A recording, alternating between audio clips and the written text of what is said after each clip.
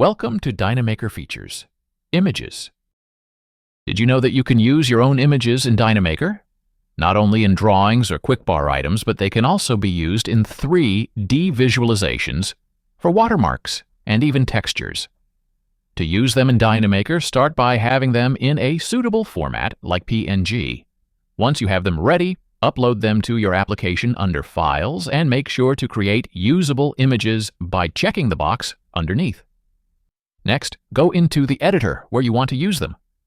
Make sure to import your assets at the top of the code section and simply add them by typing assets.images. For 3D, we will add the image on top of this cube through a layout by using layout.addImage, and then add this layout to the desired geometry group, given a plane with an offset equal to the cube height in this case. An image can be scaled and repositioned easily by knowing its original size.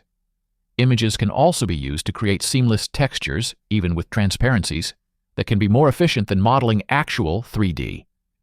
In the docs, you will find more info about how to create these textures. For 2D drawings, since only layouts can be sent to a drawing, images can be added there through these layouts and work, for example, as watermarks or company logos for tables. As for the UI, you can add images to quickbar items directly using their image argument. Additionally, since images are HTML elements, you can add them to the canvas through a div element and change its position and style with some CSS snippets, which you can also find in the docs. As long as you have access, it's also possible to fetch images given a URL by creating an HTML image as new image and adding its URL to its source with a format.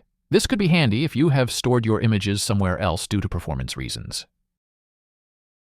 Do you want to know more? Check out our documentation at docs.dynamaker.com.